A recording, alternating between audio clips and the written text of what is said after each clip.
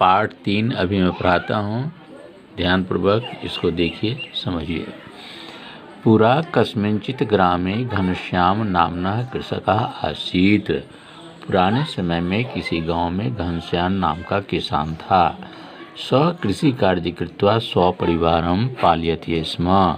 वह कृषि कार्य करके अपने परिवार को पालता था। परम दुर्भाग्यवशात् तस्य क्षेत्रे फल समृद्धि बहु अल्पा भवति स्म।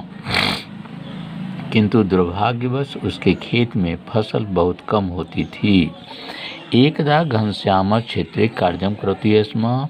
एक बार घनश्याम अपने खेत में काम कर रहा था।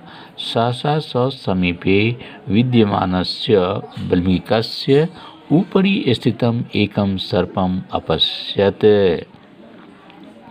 अचानक पास ही बॉबी के ऊपर बैठे एक सांप को देखा। स अचिंत्यत उसने सोचा ऐसा सर्प मम क्षेत्रपाल स्यात्। यह सांप मेरे खेत का स्वामी है। एतत् न अजानन् अहम् एतावत्पर्यन्तम् एतस्य पूजां न कर्वम्, अतएव मम कृषिकार्यं निष्फलं भवति। यह न जानते हुए कि मैंने आज तक इसकी पूजा नहीं की, इसलिए मेरा कृषि कार्य निष्फल होता है। इतः परम अहम एतम पूजिष्यामि इति। अतः आज के बाद मैं इसकी पूजा करूँगा। एव चिंतित्वा गृहात् एकस्मिन् पात्रे क्षीरम् आनयत्। यह सोचकर घर से एक पात्र में दूध लाया। तत्र क्षीरपारं स्थापित्वा वल्मीकस्य समीपम् आगत्य अकथयत्। वह दूध रखकर बॉबी के पास आकर बोला, भो क्षेत्रपाल, हे क्षेत्रपाल, भवान अत्रैव अस्ति, आप यहीं हैं। इति अहम् एतावत्पर्यन्तं न अजानम्, अतः पूजा न अकर्वम्, क्षम्यताम्। आप यहीं हैं, मैं आज तक नहीं जान पाया, इसीलिए पूजा नहीं की, कृपया क्षमा कीजिए। अन्यस्मिन् दिने यदा कृषकः क्षेत्रम् अगच्छत्। दूसरे दिन जब किसान खेत में आया, तदा पात्रे एकं स्वर्ण दीनारम् अपश्यत्।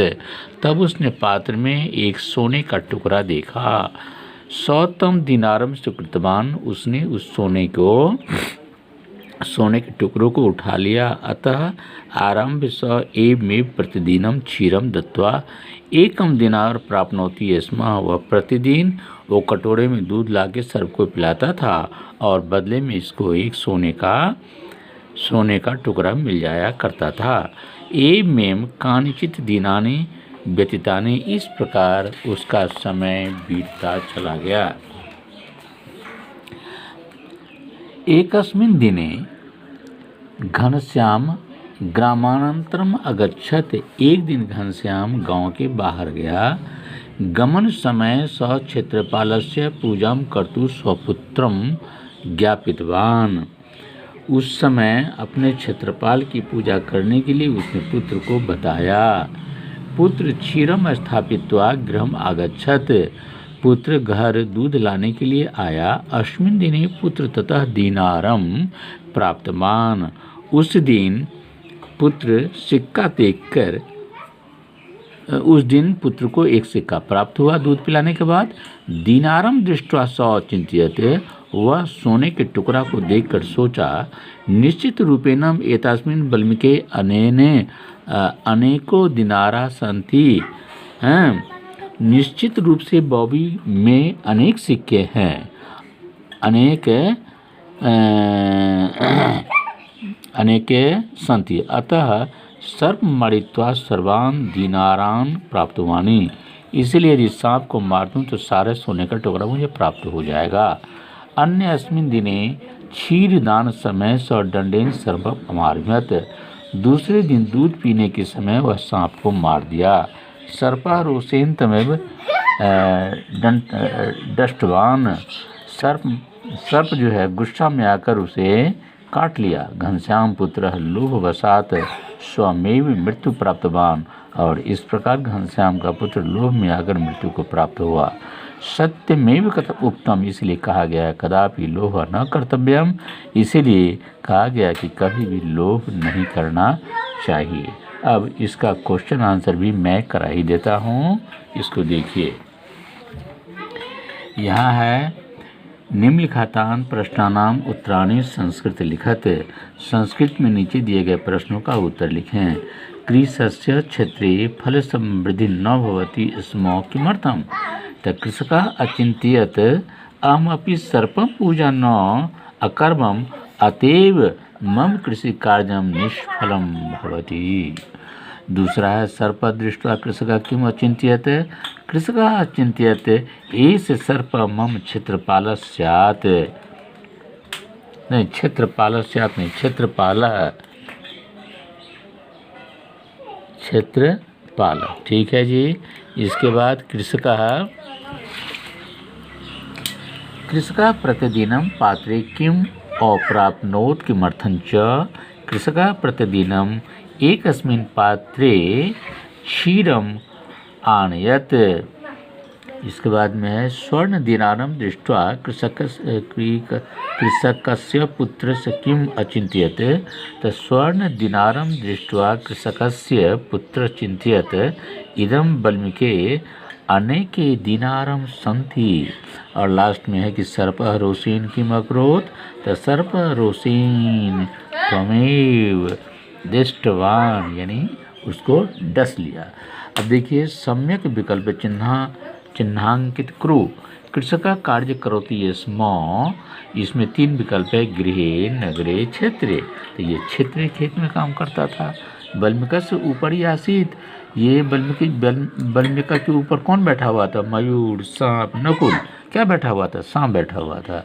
सर्पेण दृष्टः दंष्टः, सांप ने किसको काट लिया? किसान को काटा कि बैल को काट लिया कि कृषक पुत्र? तो जवाब है कृषक पुत्र। उससे आगे देखिए क्वेश्चन नंबर 3 यहाँ है संक्षेप में उत्तर दीजिए। कृषकः बल्मिकस्य उपरि किम अपश्यत्? तो कृषकः बल्मिकस्य उपरि एकं सर्पम् अपश्यत्। कृषकः पात्रे किम अप्राप्नोत्? तो कृषकः पात्रे एकं स्वर्णं दिनारं प्राप्नोत्। कृषक पुत्रः किमर्थ हतः? तो कृषक पुत्र सर्पेण दंष्ट्वा हतः। आगे देखिए ये है मिलान करना। दृष्ट्वा विलोक्य दीने दिवसे क्षीरम दुग्धम चिंतित्वा विचार्यम सर्पः विषधरः। अब देखिए इसको वाक्य में प्रयोग करना है।